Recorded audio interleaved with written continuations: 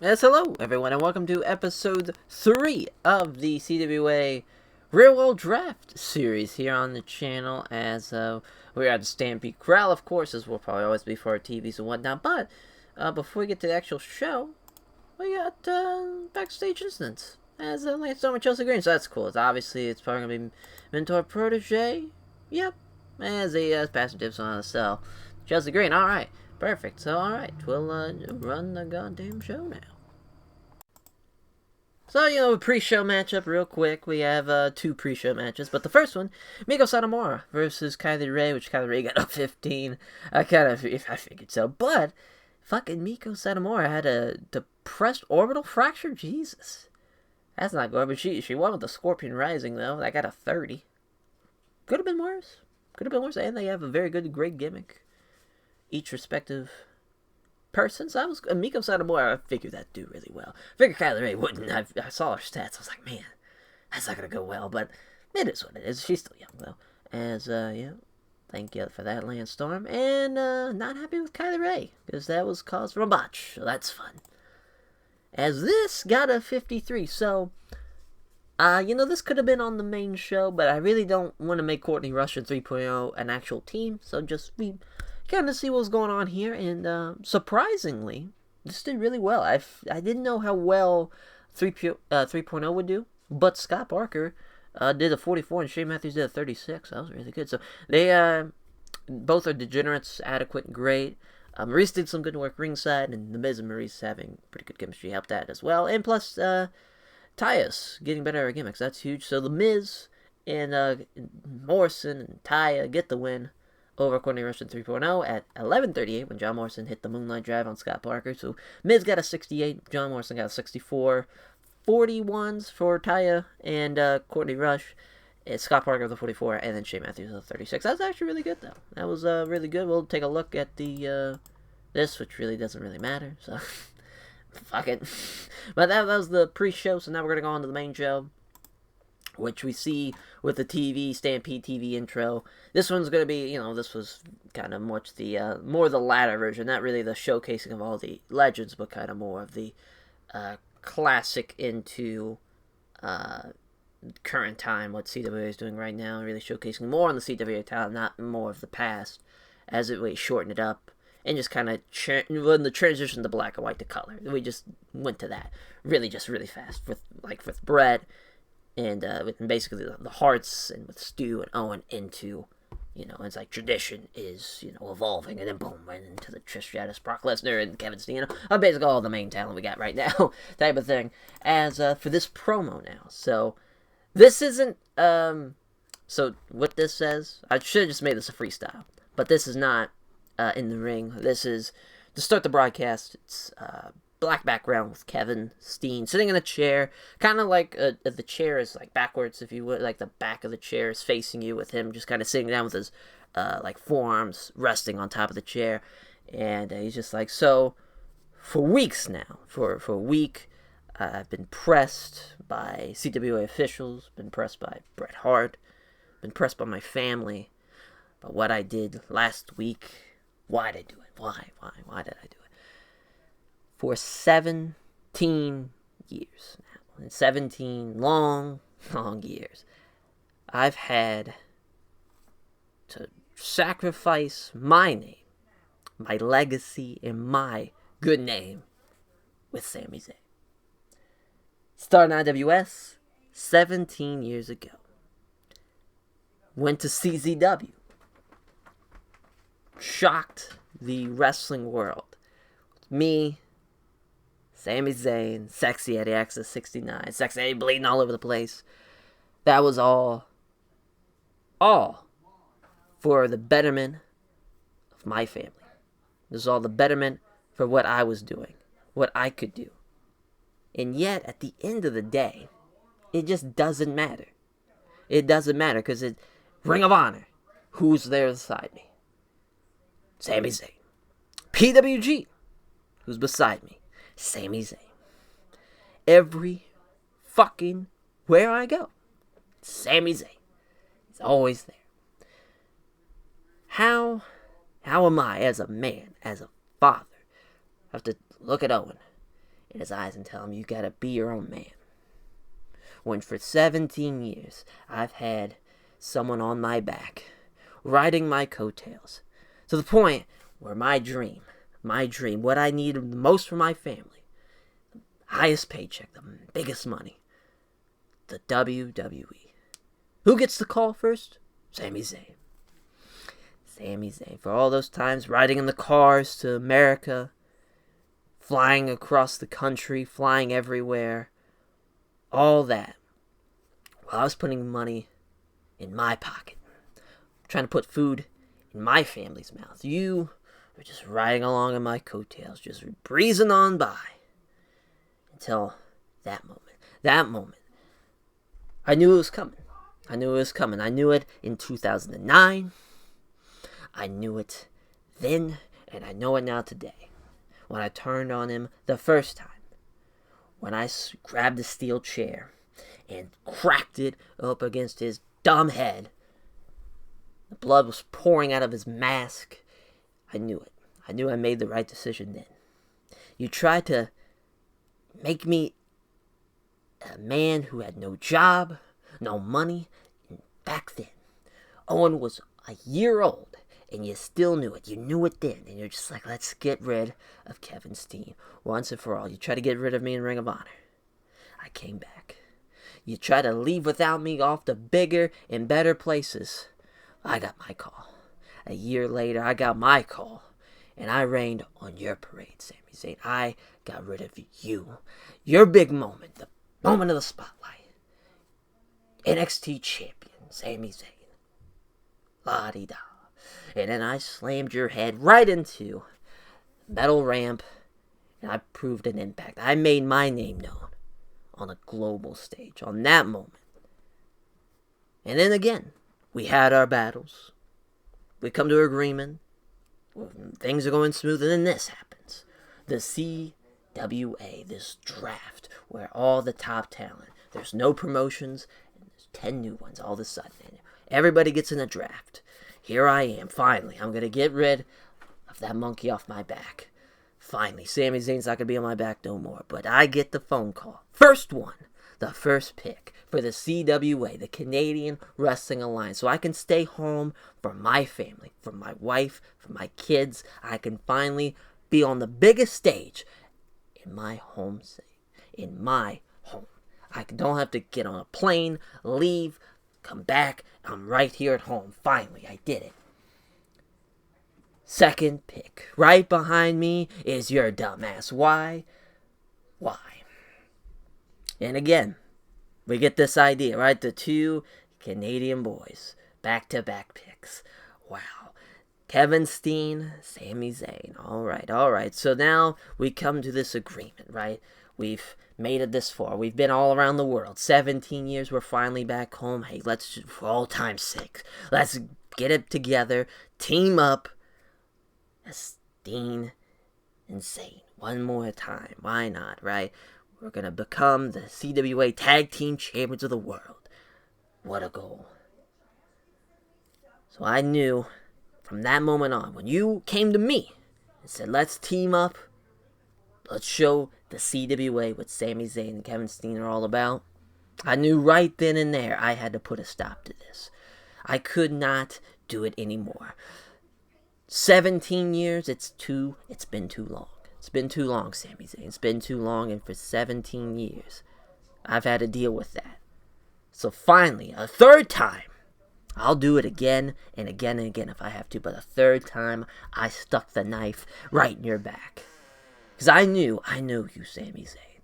I know you deep down, you tell all these people how much of a great guy you are, how much of a good, upstanding citizen you are, how you are pro-people person, how you are one of Canada's own, and yet you know exactly why you did it. You wanted to just climb on board of the Kevin Steen train and ride my coattails again like you've done for the past 17 years. No more.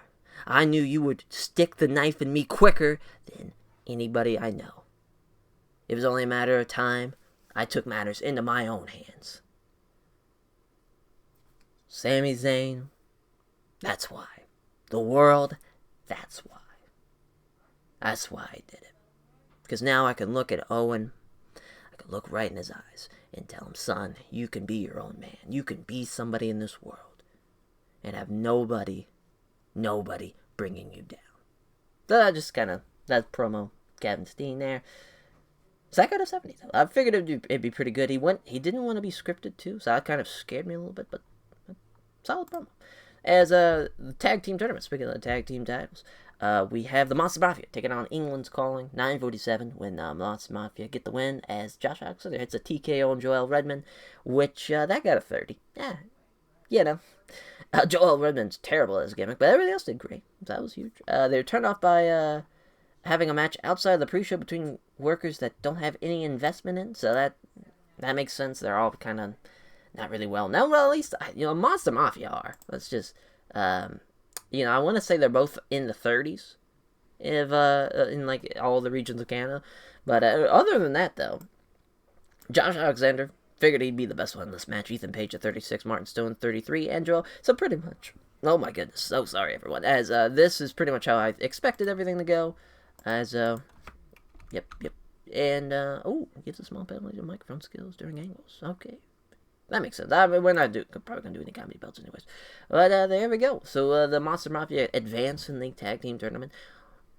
As, so this is just the women's champion. The CWA Canadian women's champion is, in her locker room as, she gets attacked by Taya Valkyrie and, Maurice. Which Maurice is kind of just more like, after Taya's just kind of beaten up, after they jump in on the initial attack, and then Maurice kind of steps back and just kind of cuts a promo on Trish, saying, you think, you're Canadians, golden goddess, if you will, if you think you are at the top of the heap, well, now you have this giant target on your back, as you better watch yourself type of thing. As, so there I was, I figured I'd lose some heat, but from the actual angle, or from the initial story, which had Trish and Natalya now, Trish gets her first challenger the hard way. As this gets a 55. Pac, Nathan Cruz. Figure Pac would do just like this, could kind of carry Nathan Cruz to a match. I don't think it'd be as one-sided as this, as far as like performance-wise, where he doubles him. But Pac gets the win with the Brutalizer, as that's a advancement in the CWA British Commonwealth title. So now he'll be facing Sheamus O'Shaughnessy. That would be a hell of a match for sure. As that got a 55. As this, so basically, Renee Young is, backstage with Sami Zayn, as you can see. Even though she's just like, Sami Zayn, you saw what Kevin Steen's response was and the reasoning behind his action. Your thoughts on this? And Sami's just like, I would like to say I'm surprised, but this is just Kevin being Kevin. For 17 years, we did this together. We did this together for the betterment of our families, to give our children, to give our families the money that we could do as a providers. We tried to team together. We know it's the Canadian way, right? We stick together as one of our own. We come together. We become a force. That's what we were doing. That's what we try to take America by storm. Us, Sexy Eddie, XX69, Frank the Mobster. We can go on and on. We did that together for the betterment of us, because we know we couldn't make money back then. We couldn't make money just in Canada. We couldn't do it anymore. We had to go to bigger and better things, and that was in America. That was in the U.S. We went there. We took over from Ring of Honor, PWG, like he said. We did that together. And then he got selfish. He got greedy. He got eager, like he always does. And he stuck the knife, like he said, in my back. Turn on the best friend. See, the wrestling business is a fickle business. It's a fickle business. It's a business where people do exactly that. They will look to stick the knife as far as your back as you can. As you're shaking their hand, they have one hand shaking your hand, the other hand sticking the knife in your back. But here with us, we had a bond. We had a common goal to come to America, to go to America, and become big star, big household name, not for selfish ego reasons. No, we did that for the betterment of our families, as we assume. But I think with Kevin, no, it's not that. He needs the attention. He needs to be the center of attention. He needs to be the one who is claiming the best. Did I hold it over him that I got the call first? No, I didn't. But he held that grudge. He's held that grudge for a long time now. And I like to say I'm surprised. I wasn't. I was not surprised at all. But Kevin, you can use your words, you can do all you want, but if you really want to have a problem and not turn on me and attack me from behind and when we're supposed to be teaming up, yeah, you've done it now 3 times. But here's the thing, Kevin. You couldn't be a man. You want to say that you're a man and you want to look Owen in the eyes. I was there. I was there in the hospital. For you, for your wife, for Owen, I was there that night. And it seems like you've forgotten. It seems like you think I'm only in this for me. I'm only in this to ride your coattails. Or no, I was your friend, Kevin. I've been your friend for 17 years. Even right now. Did I see it coming? Part of me, yes. Part of me was saying, don't do it. Don't do it. Why would you trust him? He's just gonna do what he always does. It's Kevin being Kevin. But I did it anyways. Because here we are. In the CWA. We're fine. We're back home. We're making money. We're in the biggest promotion. We're doing it. Here. Home. Why not show the CWA what we're about? What Sami Zayn and Kevin Steen are all about. And he took that, threw it out the window. As quickly as the idea came, it was quickly gone, forgotten about. So here, with Kevin, you know where to find me, Kevin. If you really want to talk this out, if you really want to sit down man to man and talk about this, I'm here.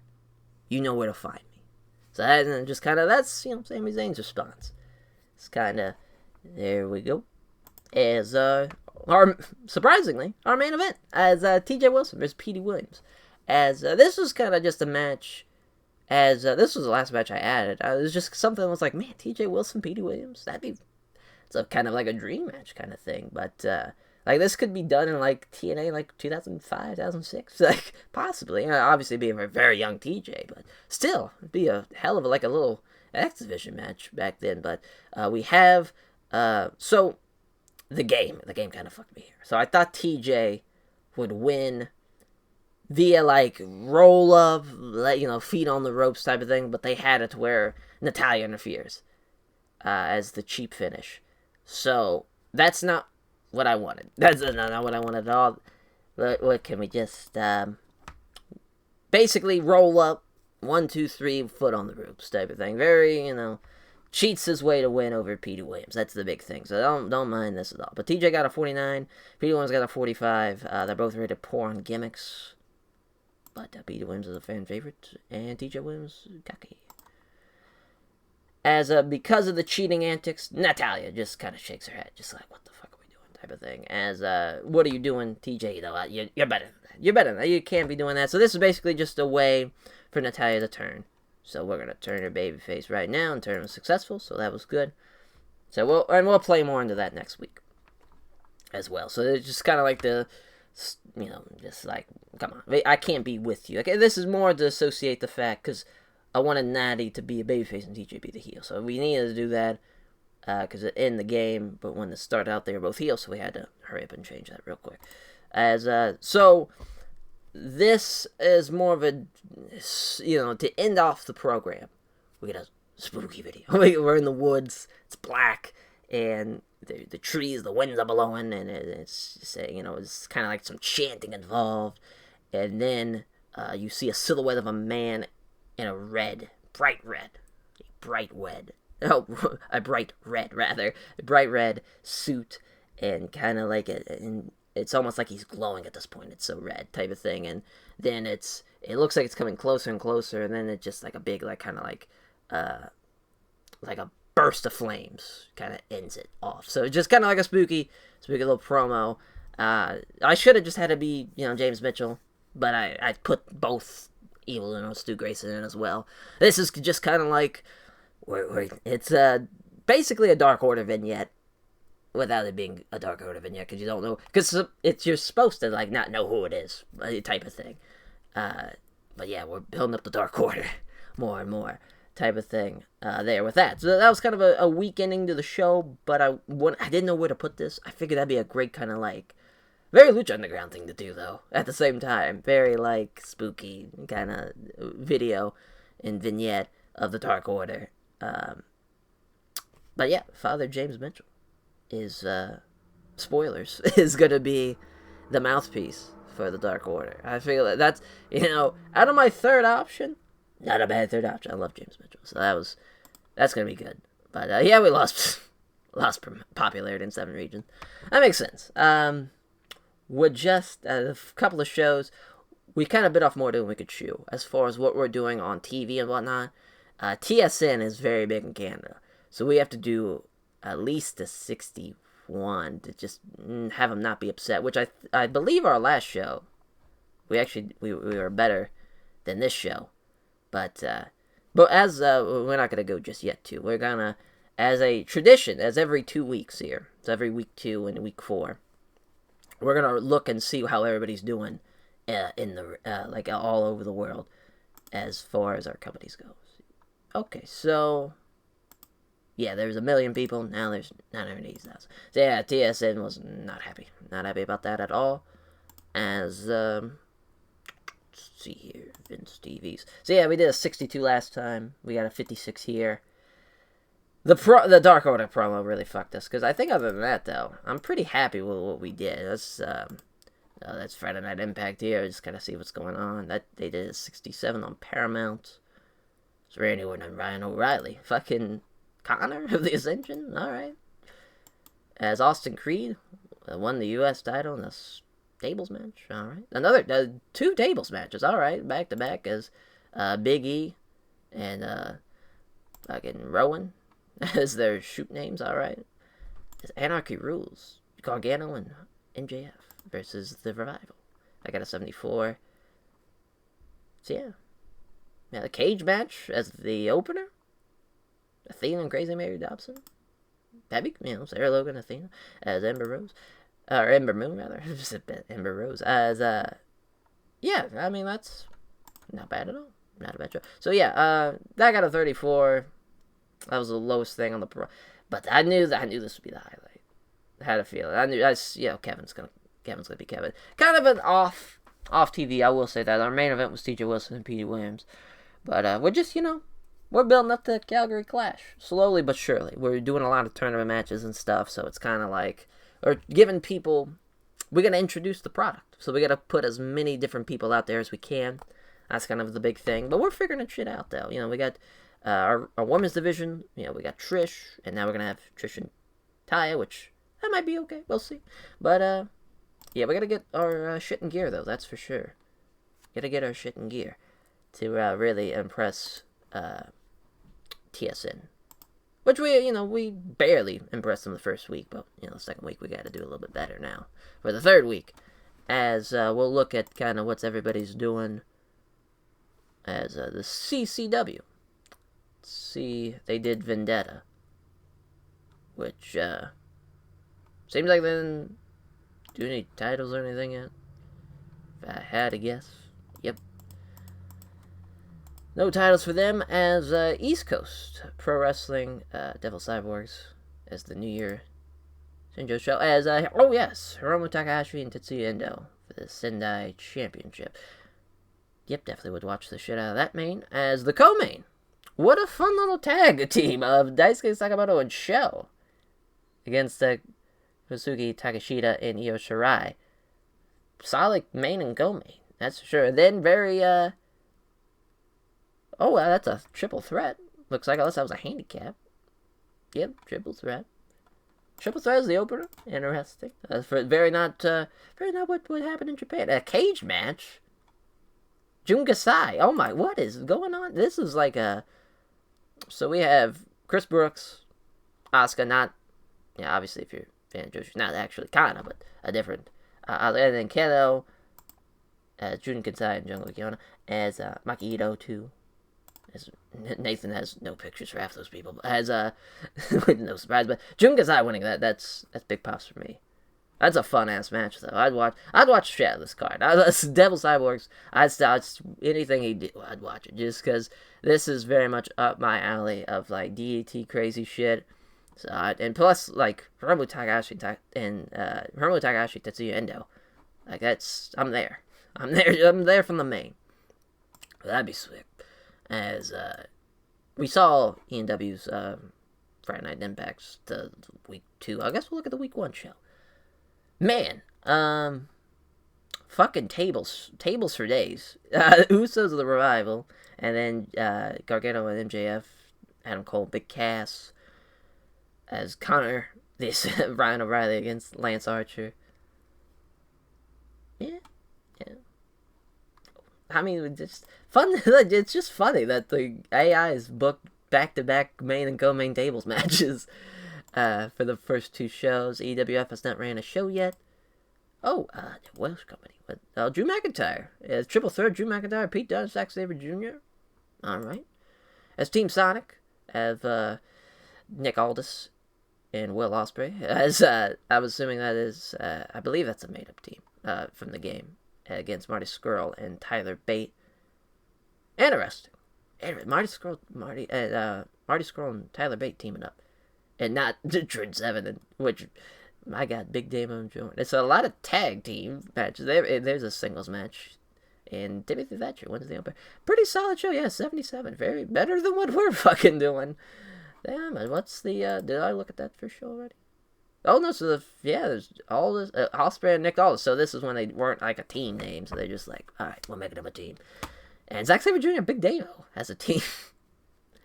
So alright, so Mustache Mountain was still a thing, unless they disbanded them. Jordan Devlin and Mustache Mountain gets Grado and Grizzled Young Vets, they got 69. Interesting. As Foxcatcher, which has, Daniel Bryan's gone from fucking Fox. Oh, he was loaned. I was like, wait a minute. That's fucking Ryan. That's Nathan's tier 1. I was just saying Ryan because I saw Ryan Tran was hired by H1, but Nathan's promotion. Okay, I was like, wait, what the fuck? But yeah, he got loaned out as Senshiro Takagi's the booker. That's fun. As he's trying to see who's yeah, everybody's kind of got, for the most part. So that was fun. Josh Burnett, Senshiro Takagi's booking Foxcatcher. That probably happened pretty recently, probably before, right before this second show, so that's fun. So the first show probably had Barnett or someone as the, so Shima Yamato, or Kira Tozawa and Shingo. Pretty badass Bane. Marufuji and Christina Von Eerie. What a fun match you'd only see in fucking in TEW. My God, yeah, Naomichi Marufuji's a god. That's no surprise there. Is Jinkei Horiguchi and Brody Lee. Wow, what a fun match that is. As and Benkei the Bucks against Toryumon Army of Ito and Ricky and Dragon Kid. Yep. That's so funny. That's like the second match. That's the opener. EC3, Jack Evans. Poor Jack Evans. I hope you're not on the pre-show this night, too. As Yamato and Naomichi Marufuji against Kira Tozawa and Masato Yoshino. Ita and the Bucks. Cyber Kong and Best Friends. Shingo Takagi and Priscilla Kelly. Shingo just murdering poor Priscilla Kelly is probably how that would have went. Daniel Bryan and Benkei versus the Wolves. Matt Riddle and Joey Janela. Tony Nese and Lindsay Dorado.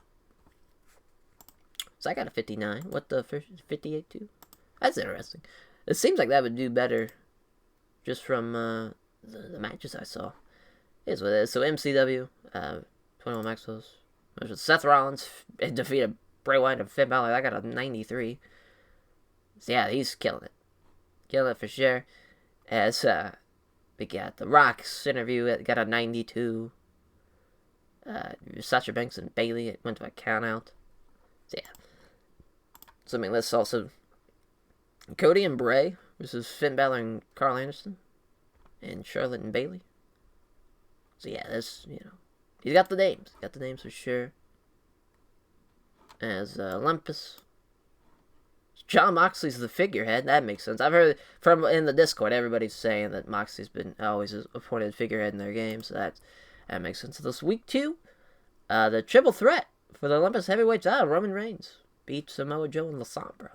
He's doing a tournament right now to actually crown his. I've not seen who he has picked as his heavyweight champion yet, but that's what he's doing in his save. And then Reigns and Moxley and Sombra and Joe. That's funny that they were just like, yeah, John Moxley, you're doing your own thing. The Uha Okada match, pay big money to see that. And that's a fun, unique matchup. Fucking Elgin and Cage against Sanada and Naito.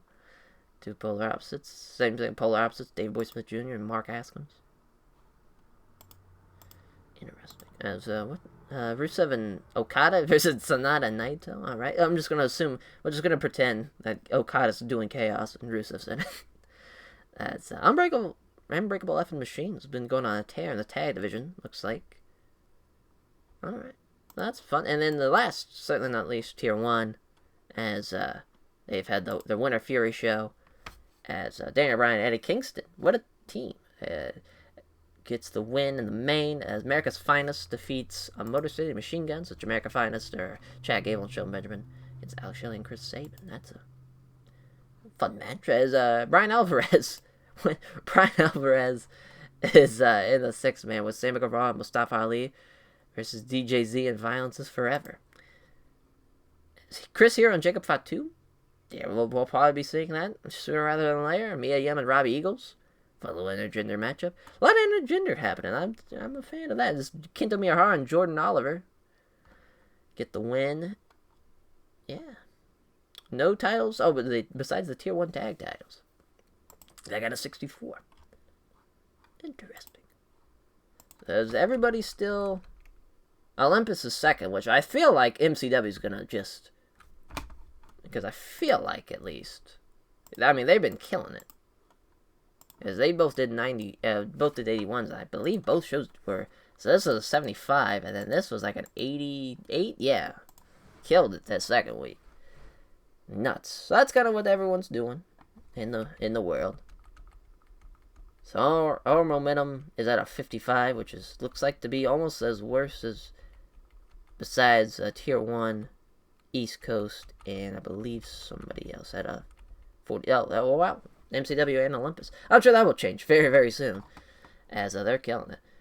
Yeah, that is where we were at. We have 64 fucking people, too. That's a lot. Well, I guess E&W is at 81, so that is a lot. But that's where we're at in the world. Thank you all for watching for episode 4, I believe it is. As I've already forgotten. As, oh no, this is 3. Yeah, this is 3. I'm an idiot. Episode 3. As we'll catch you guys next time. Take care, everyone.